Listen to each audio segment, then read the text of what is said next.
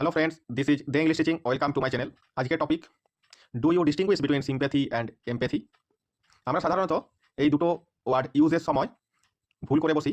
আজ এই ভিডিওর মাধ্যমে এই দুটো ওয়ার্ডের কখন ইউজ করব তার সম্বন্ধে আলোচনা করব।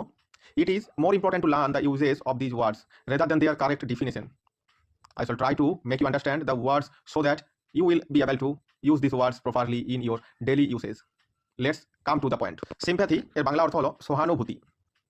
A feeling or expression of understanding someone else who is suffering from misfortune or has problems that have caused unhappiness. সহানুভূতি হলো অন্যের প্রতি অনুভূতি বা অভিব্যক্তি প্রকাশ যখন কেউ কোনো দুর্ভাগ্য বা সমস্যার কারণে কষ্টে থাকে বা অসুখী হয়। অর্থাৎ যখন কেউ কষ্টে থাকে, কেউ দুর্ভাগ্যে থাকে, তখন আমরা তাদের প্রতি যে অনুভূতি দেখাই সেটা হলো সিম্প্যাথি, সহানুভূতি, সিম্প্যাথি।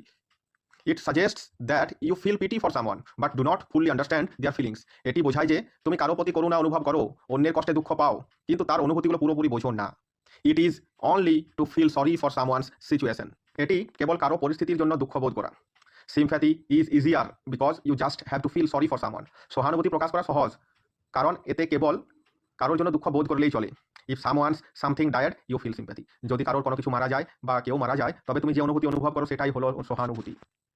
অর্থাৎ এক কথায় প্রকাশ করতে গেলে সহানুভূতি হলো কারো কষ্টের, কারো দুঃখের উপর যে অনুভূতি প্রকাশ করো সেটা হলো সহানুভূতি। তাতে তুমি তাকে হেল্প করো আর না করো, শুধুমাত্র মন থেকে তুমি অনুভূতি প্রকাশ করো, সেটাই হলো সিম্প্যাথি। তাহলে আমরা যখন দূর থেকে কোনো অনুভূতি প্রকাশ করি কারো দুঃখের উপর, কারো কষ্টের উপর, কেউ মারা গেলে, তাহলে সেটা হলো সহানুভূতি। আর এমপ্যাথি অর্থাৎ সহমর্মিতা একটু আলাদা, এর বিপরীত বললেই চলে। চলো আমরা জেনে নিই। Empathy means that when you see another person suffering from their point of view and imagine yourself in their place and feel what they are feeling.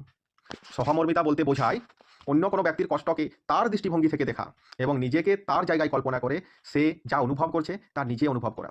Empathy is heart breaking, you experience other people's pain and joy. সহমর্মিতা হৃদয় বিদারক হয়, তুমি অন্য মানুষের দুঃখ এবং আনন্দ নিজে অনুভব করো।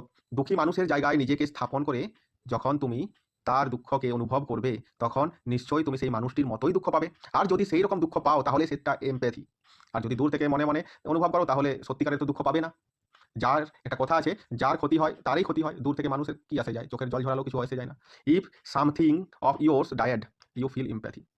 আমরা সিম্প্যাথিতে দেখেছি যদি কারো কোনো জিনিস মারা যায় তাহলে তুমি দুঃখ প্রকাশ করলে, দূর থেকে দুঃখ প্রকাশ করলে বা অনুভূতি প্রকাশ করলে সেটা হয় সিম্প্যাথি। যদি নিজের জিনিস মারা যায় তাহলে যেভাবে দুঃখ পাও সেটা হলো এমপ্যাথি।